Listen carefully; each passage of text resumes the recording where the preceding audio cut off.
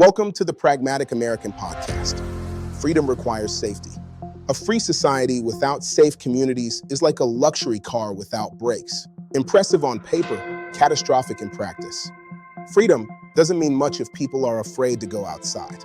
Safety isn't a privilege, it's the prerequisite. When crime rises, everything else falls with it. Confidence, property values, community trust, and economic opportunity. Neighborhoods don't just lose safety, they lose hope. And once hope disappears, decay spreads fast. Businesses leave, families follow, and fear turns to apathy. Every American, regardless of zip code, deserves a life free from fear. That shouldn't be controversial.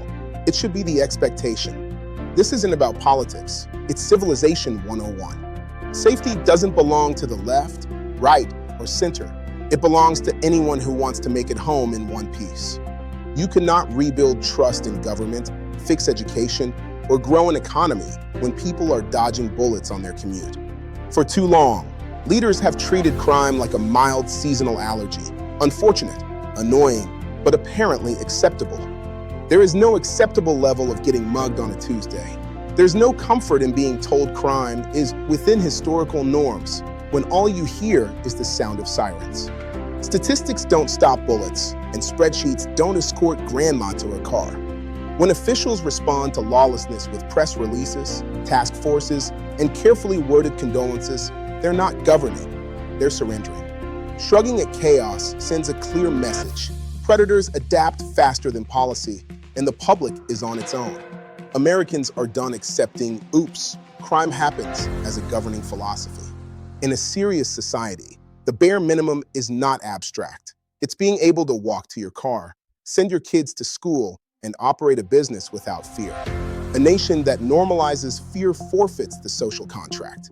When government fails to protect its people, every other promise becomes hollow.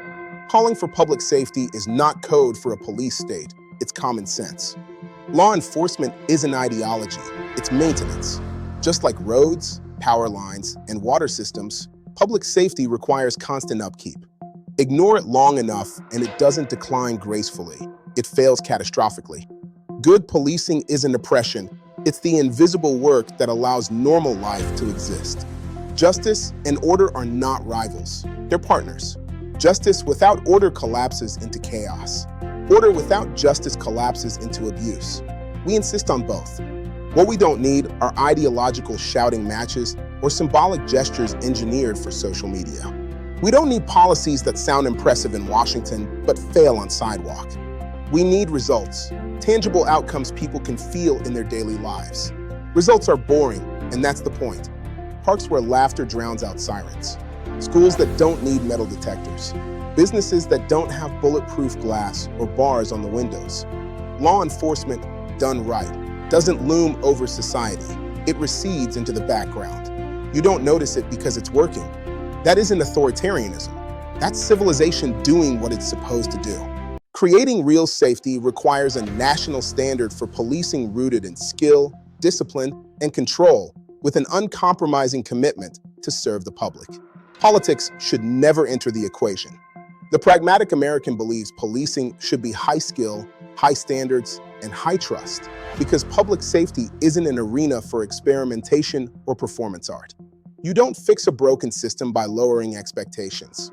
You fix it by raising the bar so high that only the most capable, calm, and disciplined individuals are willing and able to carry the badge. That standard begins with rigorous vetting, elevated training, universal body cameras, and real accountability. Policing is not community theater, and it isn't something you learn through trial and error with real people as the test subjects. Professionalism under pressure comes from preparation, repetition, and mastery. That's why we support mandatory de-escalation training and physical competence, including martial arts proficiency.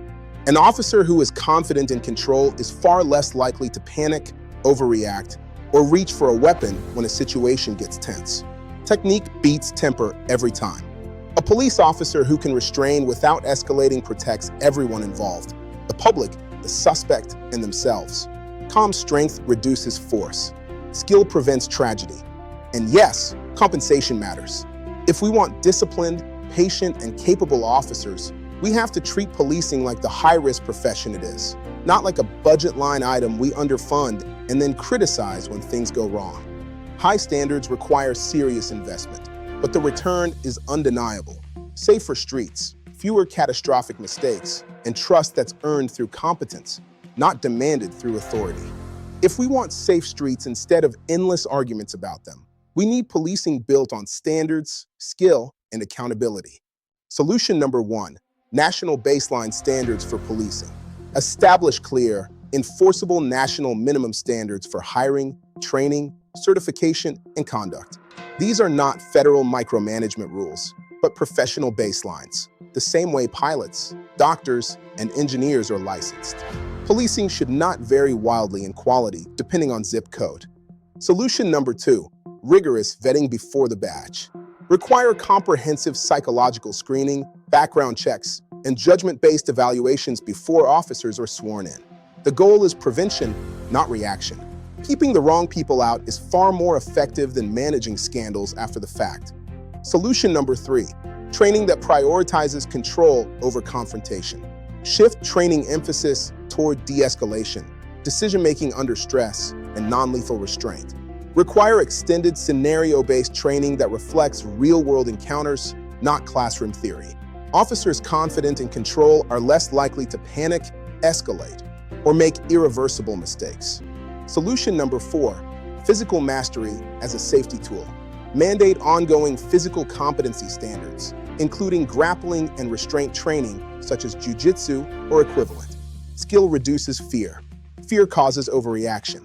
An officer who can safely control a situation without weapons protects the public, the suspect, and themselves. Solution number 5, universal body cameras with clear rules. Make body cameras standard equipment with uniform policies. Always on during interactions, limited discretion to disable, and secure evidence handling. Cameras protect citizens from abuse and officers from false accusations. Transparency builds trust faster than rhetoric. Solution number 6, accountability that cuts both ways. Establish consistent consequences for misconduct and consistent protections for officers who act professionally. Accountability should be predictable, not political. Justice systems that punish the innocent or excuse the guilty lose credibility on both sides. Solution number 7, professional pay for professional expectations. Raise compensation, benefits, and career development standards to match the responsibility and risk of the job. High standards require real investment. Paying officers like professionals attracts better candidates, reduces turnover, and discourages corruption and burnout. Public safety doesn't require slogans or extremes. It requires competence. When policing is professional, disciplined, and trusted, safety stops being a political argument and becomes background reality again. Community-based policing that actually builds trust. The pragmatic American supports a community-based policing model, but it only works when law enforcement is genuinely part of the community, not a rotating force passing through it. Officers should live in or near the neighborhoods they police. When law enforcement shares the same schools, grocery stores, and streets as the people they protect, accountability stops being theoretical. It becomes personal. Us versus them fades, and what's left is simply us. You don't brutalize your own neighborhood, and you don't ignore problems when they're happening outside your own front door. The other side of that coin is restoring respect for law enforcement, not through blind loyalty or empty slogans, but through understanding and shared responsibility. Years of high-profile misconduct and brutality cases have damaged trust in many communities, often turning skepticism into open hostility. That breakdown doesn't just hurt officers, it erodes public safety itself. When police are viewed as an occupying force rather than a civic institution, cooperation disappears, crimes go unreported, and neighborhoods become harder, not safer, to police. Rebuilding trust requires structured, ongoing interaction between police and the public outside of crisis moments. Not photo ops, not public relations theater, but real interface programs that create regular dialogue. Communities deserve a clear understanding of what policing actually involves, the risks, the legal constraints, and the reality of a job where routine encounters can turn dangerous in seconds. At the same time, officers benefit from hearing community concerns directly. Respect also has to be taught, especially to young people. That doesn't mean silencing criticism or excusing misconduct. It means teaching practical, lawful, and respectful ways to interact with police that reduce escalation and protect lives. Knowing how to handle an encounter with law enforcement is a life skill. Public safety isn't something police impose on a community. It's something a community helps create. Trust grows where presence is shared, expectations are clear, and responsibility runs both ways. That's how policing becomes legitimate again. If we want safer communities and legitimate policing, we have to stop pretending trust will magically reappear and start building systems that make it possible again. Solution number 1, incentivize officers to live in the communities they police. Create housing, tax, and residency incentives that encourage officers to live in or near their service areas. Shared neighborhoods create shared stakes. When police are part of the community fabric, accountability becomes personal and trust becomes durable. Solution number 2, replace PR with real interface programs. Establish ongoing, mandatory community police engagement programs outside of crisis moments. These are not photo ops or town halls after incidents, but structured dialogue sessions where officers and residents interact regularly, ask questions, and address concerns before trust breaks down. Solution number 3, public education on the reality of policing. Implement community education initiatives that explain what policing actually entails, legal constraints, use of force standards, risk exposure, and decision-making under pressure. Understanding doesn't excuse misconduct, but ignorance guarantees mistrust. Solution number 4, youth engagement and interaction training.